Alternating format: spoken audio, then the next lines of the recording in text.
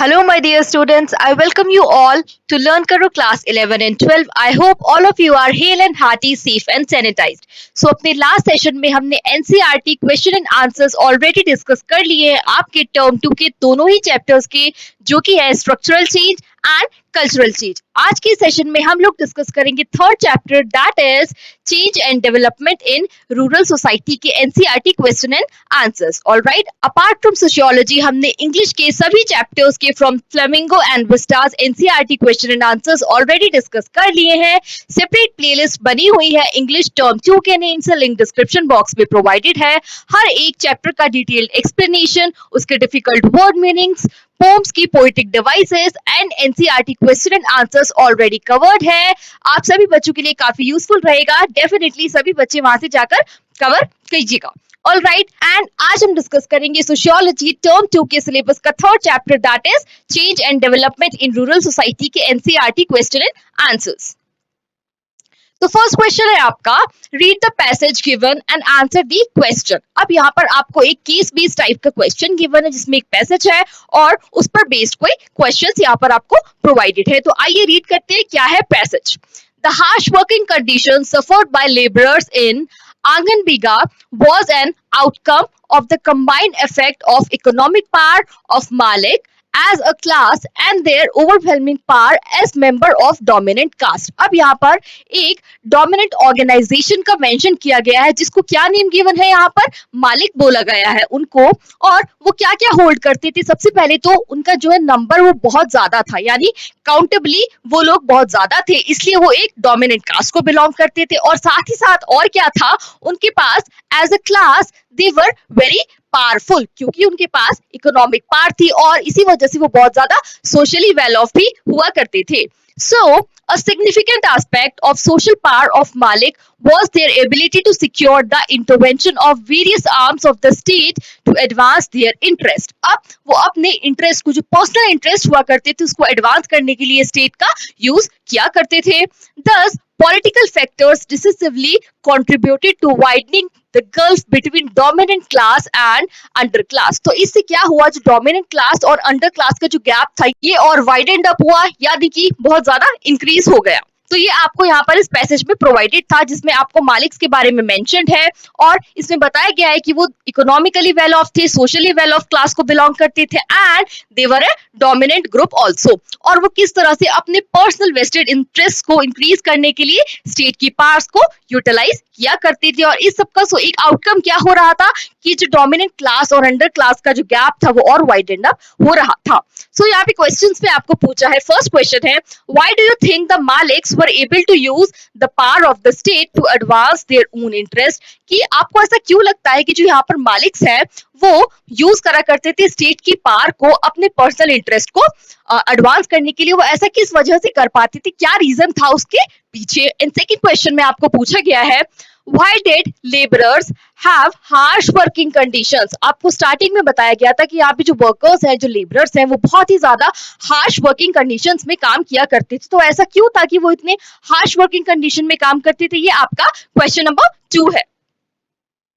तो सबसे पहले हम फर्स्ट क्वेश्चन आंसर करेंगे, that is why do you think maliks were able to use the power of the state. वो क्यों मालिक्स जो है वो स्टेट की पावर को क्यों यूटिलाइज करते थे अपने पर्सनल इंटरेस्ट को एडवांस करने के लिए. तो इसका आंसर आप क्या लिखोगे, the Malik's being dominant caste. आपको पता है कि क्वेश्चन में आपको प्रोवाइडेड था पैसेज में कि जो मालिक्स हुआ करते थे वो डोमिनेंट कास्ट को, डोमिनेंट ग्रुप को बिलोंग करा करते थे. अब जो भी डोमिनेंट ग्रुप होता है उसके पास क्या क्या चीजें होती है, वो बहुत ही ज्यादा पावर होल्ड करता है, सोशली भी, पॉलिटिकली भी एंड इकोनॉमिकली भी. ठीक है. So the Maliks being dominant caste were very powerful politically, economically and socially. ये आपने फर्स्ट लाइन में clearly, short और crisp way में ये बता दिया. Next आप लिखोगे, because of power they were able to use the power of state for their vested interest. अब जब किसी के पास इतनी सारी पावर आ जाएगी डिफरेंट डिफरेंट स्फीयर में, जैसे कि इकोनॉमिकली भी वेल ऑफ हो गए, सोशली भी हो गए एंड पॉलिटिकली भी हो गए, तो वो इन सबको यूज करके अपने पर्सनल इंटरेस्ट के लिए जो भी उनकी एजेंडास होते थे उसको एडवांस करने के लिए वो क्या करते थे, स्टेट की पावर्स को यूटिलाइज करा करते थे और अपना बेनिफिट अर्न किया करते थे. They were successfully able to secure the intervention of various arms of state for their own benefit. वो स्टेट के जितने भी एजेंडास हुआ करते थे उसको अपने बेनिफिट के लिए मोल्ड अप करते थे और अपनी स्ट्रेटेजी को ऐसे हैंस फॉरवर्ड प्रोसीड करते थे। ऑल राइट, नेक्स्ट आपका क्वेश्चन नंबर 2 में पूछा गया था, why did labourers have harsh working conditions? Labourers की इतनी ज्यादा हार्श वर्किंग कंडीशन में वो वर्क क्यों किया करते थे? तो इसके आंसर में आप लिखोगे the labourers have been working under hard conditions because being Dalits. अब जो यहाँ पर वर्कर्स हुआ करते थे, लेबरर्स हुआ करते थे, वो यूजुअली कौन सी कास्ट को बिलोंग करते थे? They were Dalits, and being Dalits they were not at all allowed to own land. क्योंकि वो दलित थे इसलिए वो किसी भी तरह का छोटा या बड़ा लैंड ओन तो कर ही नहीं सकते थे। They were not allowed to own land and compelled to work on land of dominant caste people as laborer, और इसलिए उन्हें मजबूरन they were compelled, उनको मजबूरी में काम करना पड़ता था under a dominant caste, किस तरह से? एक लेबरर की तरह, और जो भी वर्किंग कंडीशन होती थी वो बहुत ही ज्यादा डिफिकल्ट हुआ करती थी उस टाइप पर। नेक्स्ट क्वेश्चन आपका है, What measures do you think the government has taken or should take? अब यहाँ पर आपको बताना है क्या क्या मेजर्स है जो गवर्नमेंट को ने या तो लिए हैं या लेने चाहिए to protect the right of landless agricultural workers, labourers and migrant workers. तो क्या क्या इनिशिएटिव्स है जो कि या तो गवर्नमेंट ने ऑलरेडी ले लिए हैं या फिर गवर्नमेंट को और लेने चाहिए, काहे के लिए? ताकि राइट्स प्रोटेक्ट हो सके, किन किन के? लैंडलेस एग्रीकल्चरल लेबरर्स के एंड माइग्रेंट वर्कर्स के। तो आपको जब भी कोई आंसर लिखना होगा तो आप उसको एक प्रॉपर स्ट्रैटेजी में लिखोगे। सबसे पहले आप इंट्रोडक्शन लिखोगे, देन आप मेन पार्ट लिखोगे जिसे आप main body of the answer बोलोगे, एंड में आप कंक्लूजन लिखोगे। तो इंट्रोडक्शन में आपको सबसे पहले क्या करना है, आपको बताना है कि लैंडलेस एग्रीकल्चरल लेबरर्स कौन होते हैं और माइग्रेंट वर्कर्स कौन होते हैं। लैंडलेस एग्रीकल्चरल लेबरर्स कौन होते हैं? जिनके पास अब तक खुद का लैंड नहीं होता है वर्क करने के लिए और वो किसी और के अंडर, किसी और के लैंड पे काम करते हैं। एंड माइग्रेंट वर्कर्स कौन होते हैं? जो एक जगह से दूसरी जगह, maybe to another village या maybe from rural area to an urban area जाते हैं वर्क को तलाशने के लिए, क्योंकि उनके अपने एरिया में वर्क नहीं होता है। ऑलराइट, सो ये तो आपने दे दिया इंट्रोडक्शन कि क्या होते हैं landless agricultural workers and migrant workers. अब आप बताओगे कि गवर्नमेंट ने क्या क्या स्कीम्स ऑलरेडी ली है या फिर और क्या क्या मेजर गवर्नमेंट को लेने चाहिए। तो सबसे पहले आप मेंशन करोगे measures to protect the right of landless workers, जो कि गवर्नमेंट ने ऑलरेडी ले लिए हैं। तो इसमें सबसे पहले आपने लिखा abolition of bonded labour legally. तो यानी कि अब अंडर लॉ जो बंधुआ मजदूरी होती है वो बैंड है, ये बिल्कुल भी लीगलाइज नहीं है। बंधुआ मजदूरी, जिसे कि हम इंग्लिश में क्या बोलते हैं? Bonded labour, is a practice in UP and Bihar जो हुआ करती थी, और इस तरह की और भी कई प्रैक्टिसेस है, जैसे कि हलपति सिस्टम गुजरात में प्रैक्टिस होता था, जीता सिस्टम कर्नाटका में, have been legally abolished by the government of India. तो फिर ये आपका एक एग्जांपल हो गया यहाँ पर कोट करने के लिए क्या क्या इनिशिएटिव ऑलरेडी गवर्नमेंट ने लिए हैं landless agricultural labourers and migrant workers की राइट को प्रोटेक्ट करने के लिए। तो ये वाला फर्स्ट पॉइंट हो जाता है आपका, that abolition of bonded labour legally. अब बॉन्डेड लेबर या बंधुआ मजदूरी क्या होता था, जिसमें जनरेशन टू जनरेशन एक जो पीजेंट हुआ करता था, एक जो एग्रीकल्चरल वर्कर हुआ करता था, वो एक ही मालिक के यहाँ वर्क करता था, एंड जब उसकी नेक्स्ट जनरेशन होती थी तो वो भी बॉन्डेड लेबर के अंडर क्योंकि आते थे, तो वो उसी पर्टिकुलर मालिक के या फिर उसी पर्टिकुलर ओनर के अपनी सर्विसेज को पे किया करते थे। ऑलराइट, नेक्स्ट आपका आता है abolition of zamindari system.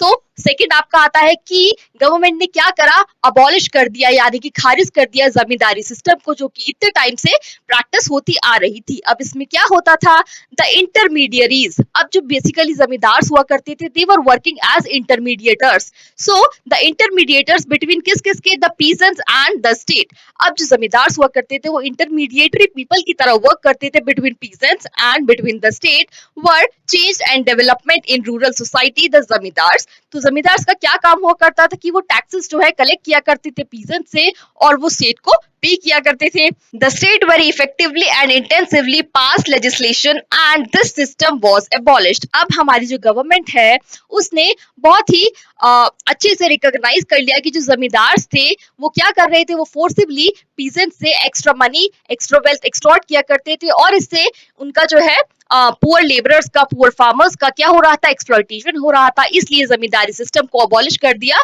Bye the government. So second point हो गया आपका जमींदारी सिस्टम का अबॉलिशन। थर्ड आपका आता है abolition and regulation act for tenancy. अब टेनेंसी क्या होता है, जब एग्रीकल्चरल वर्कर्स के पास खुद का लैंड नहीं होता है वर्क करने के लिए और वो किसी और के लैंड पर वर्क करते हैं as a tenants. These laws discourage tenancy or batai system in West Bengal and Kerala, where CPI government थी, was in power, the tenants got land rights. तो वहां पर क्या हुआ, टेनेंट्स को लैंड राइट मिल गई। अब इसको समझने के लिए कि आप क्या समझ सकते हो कि फॉर एग्जाम्पल एक पर्सन ए है और एक पर्सन बी है। ए पर्सन जो है वो रियल लैंड ओनर है और उसने अपना लैंड किसको वर्क के लिए दे रखा है, बी पर्सन को।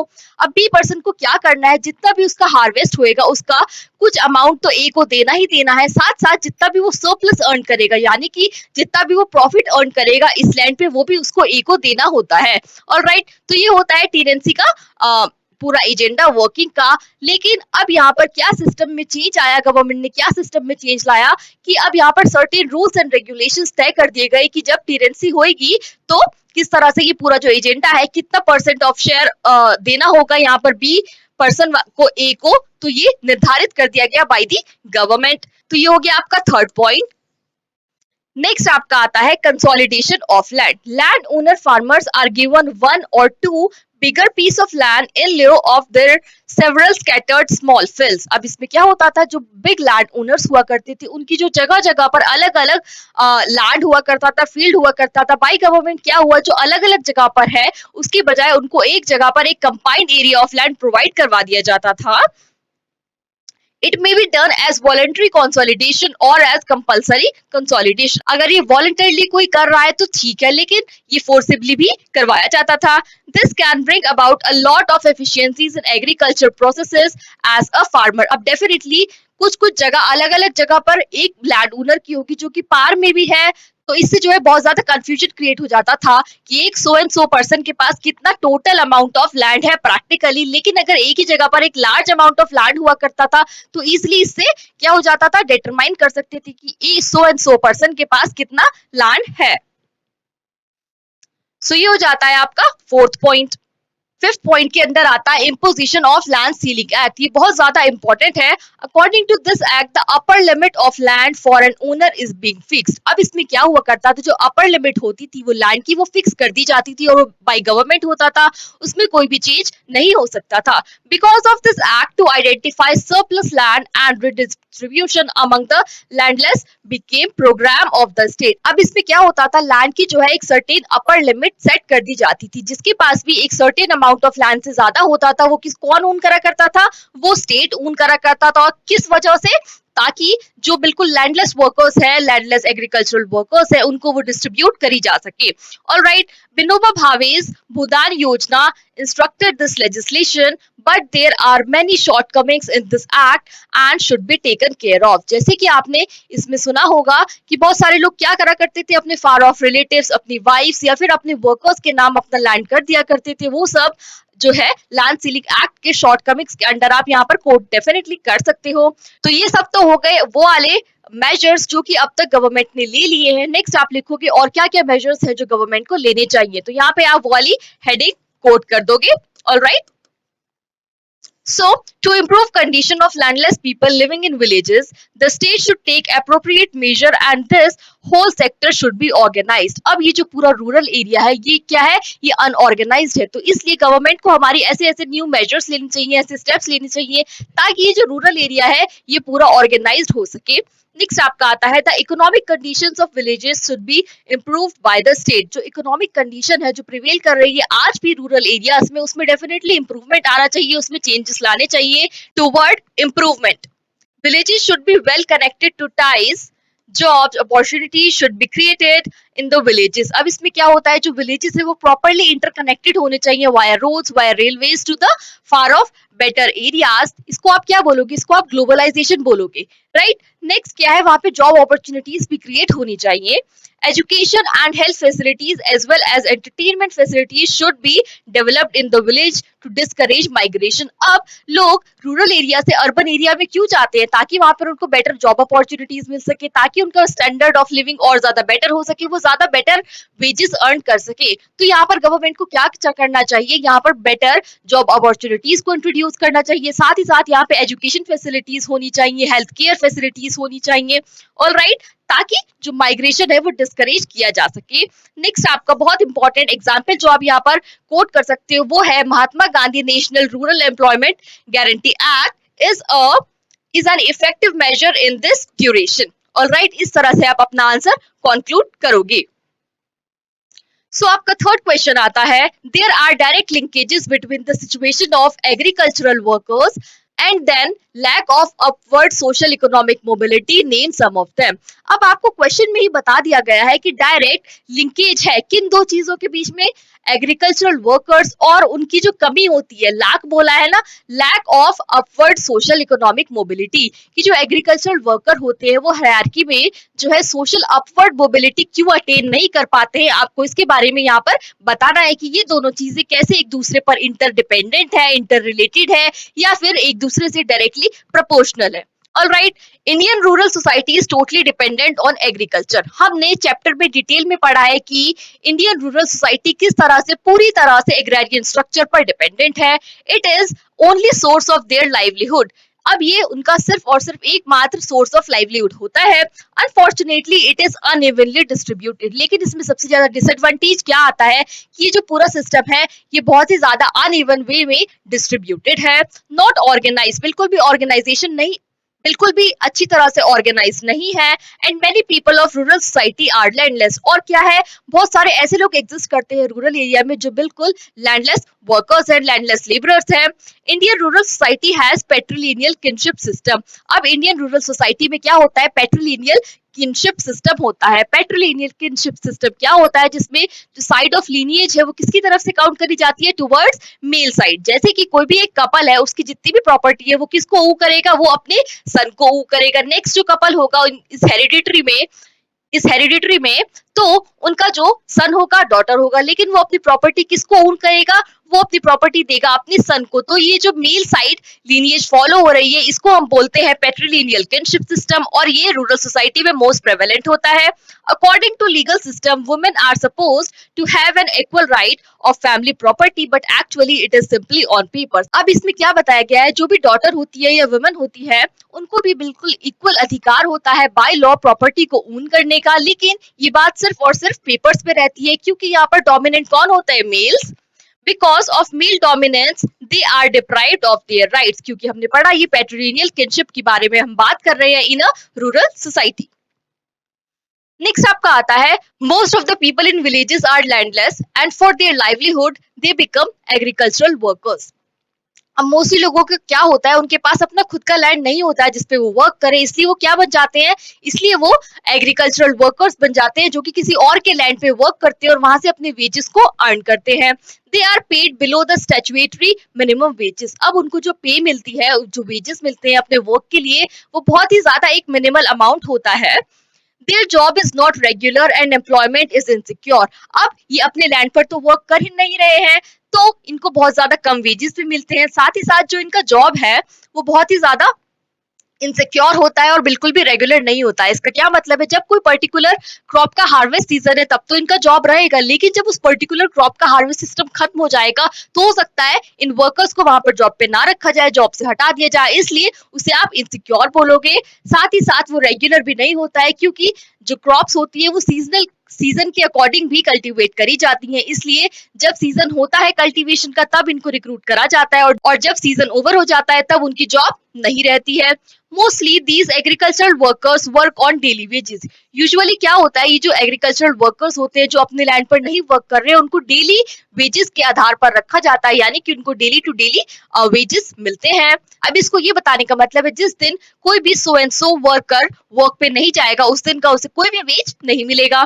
The tenants also have lower income because they have to pay a large amount of production to landowner। अब जो टेनेंट्स होते हैं, हमने पढ़ा टेनेंसी फार्मिंग के बारे में, तो उनको बिल्कुल भी ज्यादा कोई फायदा नहीं होता है, क्योंकि जितना भी उनका हार्वेस्ट होता है उसका मेजॉरिटी ऑफ पोर्शन तो उन्हें लैंड ओनर को दे देना होता है। The ownership of land or its total area determines the position of farmers upward or downward mobility in this socio-economic system। अब यहाँ पर आपको क्वेश्चन में जो पूछा गया था उससे डायरेक्ट रिलेट करके आंसर बताया गया है कि जिस भी पर्सन के पास जितना अमाउंट ऑफ लैंड होता है, जितना एरिया ऑफ लैंड होता है, उसी तरह से डिटरमाइन होती है उसकी सोशियो इकोनॉमिक मोबिलिटी, जितना ज्यादा लैंड होगा उतना ज्यादा वो अपवर्ड मूव करेगा, और जितना ज्यादा कम लैंड होगा उतना ज्यादा उसकी डाउनवर्ड मोबिलिटी होगी.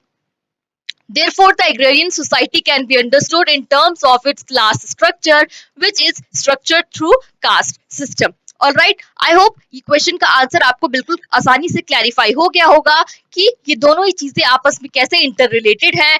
एग्रीकल्चरल वर्कर्स एंड उनकी अपवर्ड सोशल इकोनॉमिक मोबिलिटी, जिसके पास जितना ज्यादा लैंड होगा उतना ज्यादा उसके पास पार होगी और उतनी ज्यादा उसकी अपवर्ड सोशल इकोनॉमिक मोबिलिटी होगी, and otherwise vice versa. So with this we have covered all the important NCERT question and answers of this particular chapter. I hope आप सभी की समझ जरूर आया होगा. कोई भी डाउट हो, क्वेरी हो तो डेफिनेटली आप मुझसे कमेंट सेक्शन में पूछ सकते हैं. लर्न करो कि प्रीमियम सब्सक्रिप्शन में you can attend live classes from anywhere, anytime. You may avail the entire study material in the PDF format. Apart from this, you can also attend live tests, quizzes and assignments too. So definitely download कीजिए हमारा official app learn करो the live learning app, and you may also join us on Telegram, ताकि आप सभी बच्चों को timely notifications मिलते रहे. So with this I am ending up this session here, and I will meet you all in the next session with the next important topic. Till that time, keep studying, keep practising. All the best. Take care. Bye bye.